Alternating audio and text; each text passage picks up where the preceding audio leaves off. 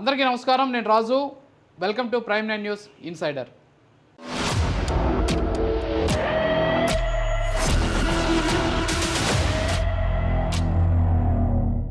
మంచు కుటుంబంలో ప్రస్తుతానికి ఆస్తుల వివాదం రాజుకుంటోంది. అది చిలికి గాని వాళ్ళలాగా మారినటువంటి పరిస్థితి. మంచు మనోజ్ మీద దాడి చేయడంతో అది ఎమ్మెల్సీ కేసు అయింది. ఆ తర్వాత కుటుంబంలో ఒక సెటిల్మెంట్ చేసేటువంటి ప్రయత్నం చేస్తున్నారు. ఆస్తుల గొడవని సరిదిద్దేటటువంటి ప్రయత్నం చేస్తున్నారు. గతంలో కూడా మంచు మనోజ్ అలాగే విష్ణు కొట్టుకున్నటువంటి విజువల్స్ బయటికి వస్తే అది ఫ్రాంక్ అని చెప్పేసి అప్పట్లో దాన్ని బయటికి రాకుండా ఆపేసినటువంటి పరిస్థితి. అయితే మంచు కుటుంబంలో ఏం జరుగుతుంది? మంచు మోహన్ బాబుకి సంబంధించినటువంటి ఆస్తుల వ్యవహారంలో మాటికి మనోజ్ ఎందుకు రోడ్డున పడుతున్నాడు? ఎందుకు మనోజ్ని టార్గెట్ చేసి మంచు విష్ణు అనుచరులు ఆయన మీద దాడి చేస్తున్నారు? అసలు ఆస్తులకు సంబంధించినటువంటి వ్యవహారంలో ఎన్ని ఆస్తులు ఉన్నాయి? ఈ ఆస్తుల్లో ఎన్ని మంచు మనోజ్కి ఇచ్చారు, ఎన్ని మంచు విష్ణుకి ఇచ్చారు? అసలు మంచు విష్ణునే ఇప్పుడు జరుగుతున్నటువంటి ఎపిసోడ్ అంతట్లో కూడా విష్ణునే విలనా అంటే అవుననే సమాధానం అనిపిస్తుంది. ఎందుకంటే దానికి సంబంధించినటువంటి కొన్ని ఎగ్జాంపుల్స్ నేను చెప్తాను మీకు. ఎస్పెషల్లీ మంచు మనోజ్కి సంబంధించి ఆయన ఎప్పుడైతే భూమా మౌనికారెడ్డిని పెళ్లి చేసుకున్నారో సో అప్పటి నుంచి కూడా కుటుంబంలో లుకలుకలు ప్రారంభమయ్యాయి. ఇష్టం లేని పెళ్లి చేసుకున్నాడు అనేటటువంటి ఒక అంశాన్ని తెరపైకి తీసుకొచ్చి ఒక రకంగా చెప్పాలంటే కుటుంబంలో నుంచి ఆయన వెలేసినటువంటి పరిస్థితి.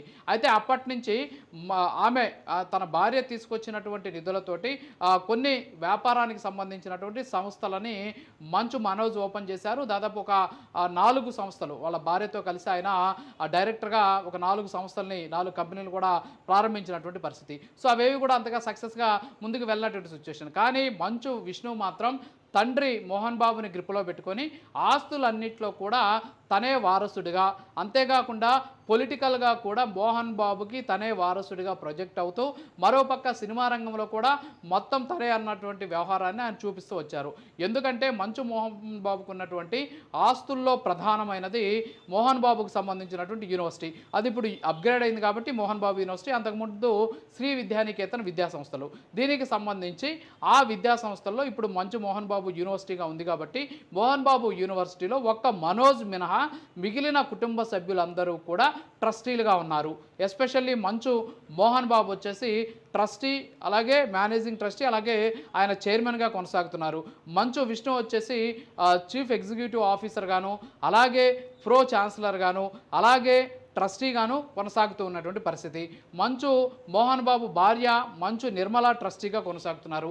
అలాగే మంచు విష్ణు భార్య వెననిక అందులో ట్రస్టీగా కొనసాగుతున్నారు. కానీ మంచు మనోజ్ కానీ మంచు మనోజ్ భార్య కానీ వాళ్ళిద్దరికీ కూడా అందులో ఎలాంటి అవకాశం కల్పించలేదు. అంతేకాకుండా యూనివర్సిటీకి సంబంధించినటువంటి వ్యవహారాల్లో వాళ్ళని ఎక్కడ కూడా భాగస్వామ్యం చేయలేదు. దీంతో మొదటి నుంచి కూడా కినుక వహిస్తూ వచ్చాడు మనోజు. సో మొత్తానికైతే విష్ణు తండ్రికి సంబంధించినటువంటి ఆస్తులన్నింటినీ కూడా తన గ్రిప్పులో పెట్టుకున్నాడు అనేటటువంటి వాదన వ్యక్తమవుతుంది.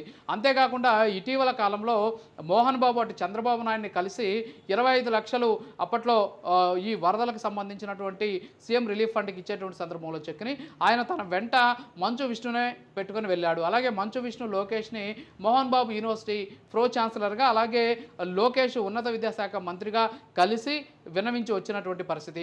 గతంలో ఇదే మనోజ్ వెళ్ళి టీడీపీలో చేరేందుకు ప్రయత్నాలు చేస్తే అప్పుడు అడ్డుకట్ట వేసినటువంటి వీళ్ళు ఇప్పుడు మళ్ళీ టీడీపీతోటి అంటగాగుతూ ఉండడం, టీడీపీ అధినేత అలాగే సీఎం చంద్రబాబును కలవడం, అలాగే నారా లోకేష్ని విష్ణు కలవడం. సో ఇవన్నీ వ్యవహారాలన్నీ కూడా మనోజ్లో ఒక రకంగా చెప్పాలంటే లోన ఆయన కుమిలిపోతూ ఉన్నాడు. అంటే పొలిటికల్గా కూడా ప్రొజెక్ట్ కాకుండా ఆపుతున్నారు. ఇక సినిమా విషయానికి వస్తే మనోజ్ని పెట్టి సినిమాలు తీసేందుకు మోహన్ బాబు అంతగా ఆసక్తి చూపించాల. ఎందుకంటే ఇటీవల మంచు విష్ణుని పెట్టి ఒక సినిమా తీశారు. ఆ సినిమా పేరు కన్నప్ప. సో ఈ కన్నప్ప సినిమాకి సంబంధించి ఏదైతే నిర్మాణ సంస్థ ఉందో 24 ఫ్రేమ్స్ ప్రైవేట్ లిమిటెడ్ ఏదైతే ఉందో ఈ 24 ఫ్రేమ్స్ కంపెనీ ప్రైవేట్ లిమిటెడ్ ఇది వచ్చేసి మోహన్ బాబు అందులో ఆయన డైరెక్టర్గా ఉన్నారు. అలాగే మంచు విష్ణు డైరెక్టర్గా ఉన్నారు. అలాగే మంచు లక్ష్మీ ప్రసన్న డైరెక్టర్గా ఉన్నటువంటి పరిస్థితి. సో భారీ బడ్జెట్ తోటి ఆ చిత్రం తీశారు. కానీ మనోజ్ విషయానికి వస్తే మాత్రం పాపం సినిమాలు లేవు, వ్యాపారానికి సంబంధించినటువంటి ఆదాయం లేదు, అలాగే జీవనానికి చేయడానికి అవసరమైనటువంటి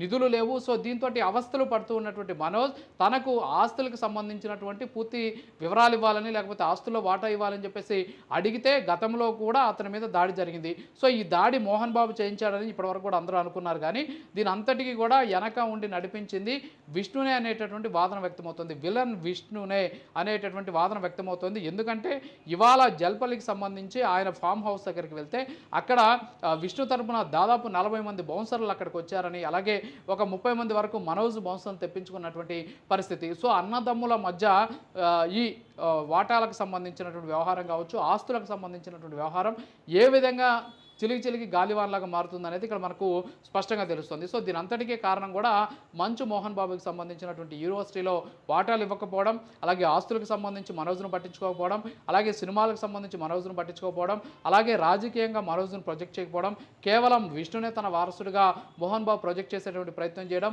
అలాగే మోహన్ బాబుని విష్ణు గ్రిప్లో పెట్టుకొని మనోజ్ వైపు ఆయన వెళ్లకుండా చేయడం. సో వీటన్నిటికీ కూడా కారణం centre of attraction, centre of ఎవరైతే ఈ అన్నిటికీ కూడా ప్రధాన కారణమైనటువంటి వ్యక్తి మంచు విష్ణునే అనేటటువంటి వాదన అయితే వ్యక్తమవుతూ ఉన్నటువంటి పరిస్థితి. సో మొత్తానికి క్రమశిక్షణకి మారుపేరు మా కుటుంబం అని చెప్పుకునేటటువంటి మోహన్ బాబు కుటుంబంలో ఇలాంటి విభేదాలు రావడం, అప్పుడప్పుడు రచ్చకెక్కుతూ ఉండడం అనేది నిజంగా సినీ ఇండస్ట్రీకి ఒక బాధాకరమైనటువంటి అంశం అనేది చెప్పుకోవచ్చు. సో మొత్తానికైతే ఇప్పటి వరకు కూడా అంటే సినిమా ఇండస్ట్రీలో ఎవరి చేత మాట పడని, అవసరమైతే నలుగురిని 4 మాటలు అనేటటువంటి మోహన్ బాబే ఈరోజు కుటుంబంలో మాట పడాల్సినటువంటి సిచ్యువేషన్ అయితే వచ్చింది. సో దీన్ని అంటారేమో బహుశా బండ్లు ఓడలు అవుతాయి, ఓడలు బండ్లు అవుతాయి అనేసి. సో ఇప్పుడు ఆ పరిస్థితి మోహన్ బాబుకి వచ్చినటువంటి సిచ్యువేషన్ కనిపిస్తుంది. ఇది వాళ్ళ ఇన్సైడర్. మరో ఇన్సైడర్ మళ్ళీ కలుద్దాం. నమస్కారం.